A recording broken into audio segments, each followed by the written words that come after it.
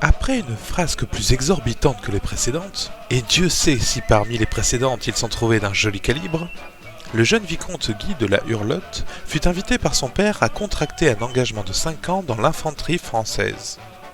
Guy, dont la devise était qu'on peut s'amuser partout, demanda seulement que l'on l'envoyât pas trop loin de Paris. « Pourquoi pas tout de suite à la caserne de la Pépinière, à 2 pas du boulevard ?» s'écria le terrible comte. « Non, mon garçon, tu iras au Sénégal. » La comtesse éclata en sanglots.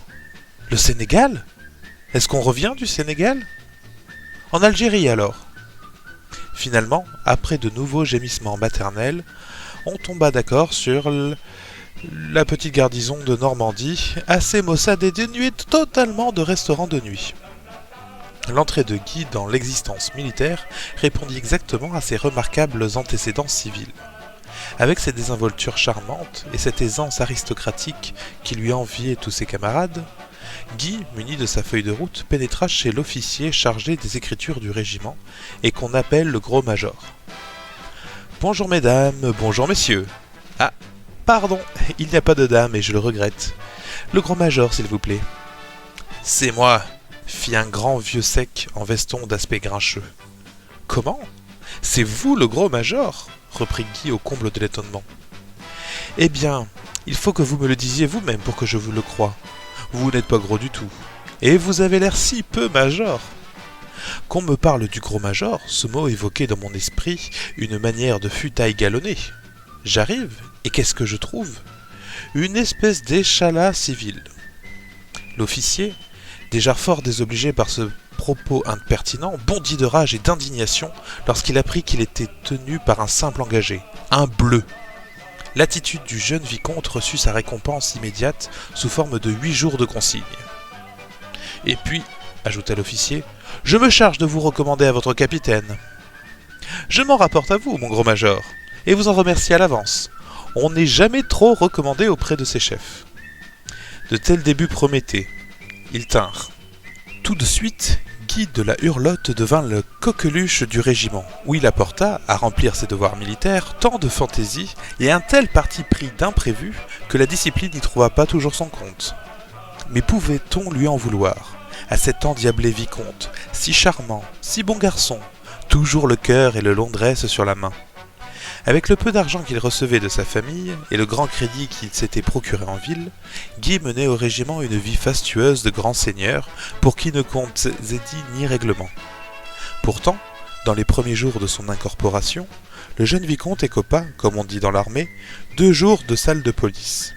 Passant avec sa compagnie dans la grande rue de Guy adressa une fougueuse déclaration et des baisers sans nombre à une jeune femme qui, sur son balcon, regardait la troupe. Indigné de cette mauvaise tenue, le capitaine l'emballeur aussitôt rentré lui porta ce motif.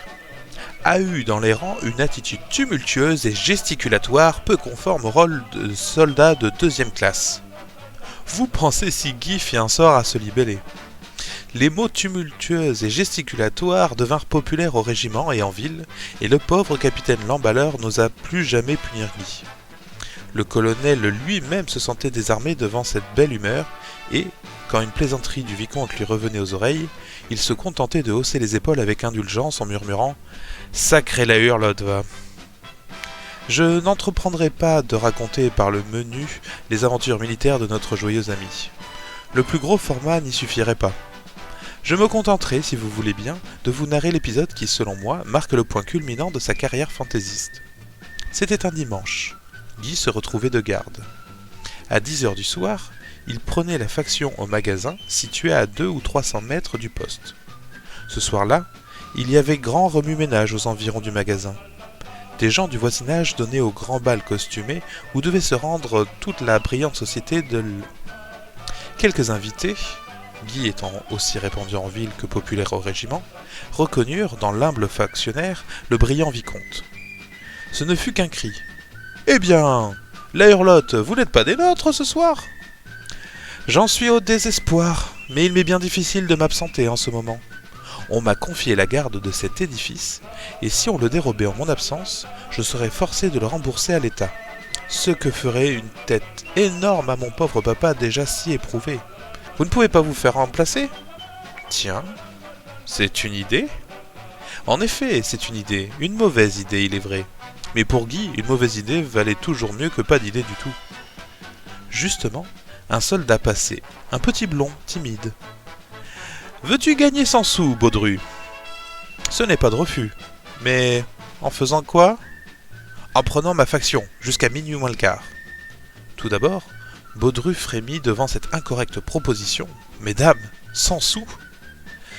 Allons, conclut-il, passe-moi ton sac et ton flingot, et surtout ne sois pas en retard.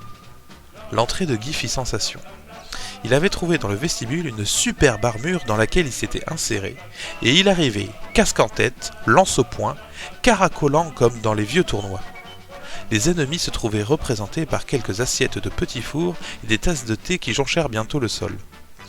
La maîtresse de la maison commençait à manifester de sérieuses inquiétudes pour le reste de sa porcelaine, quand Baudru, pâle comme un mort, se précipita dans le salon.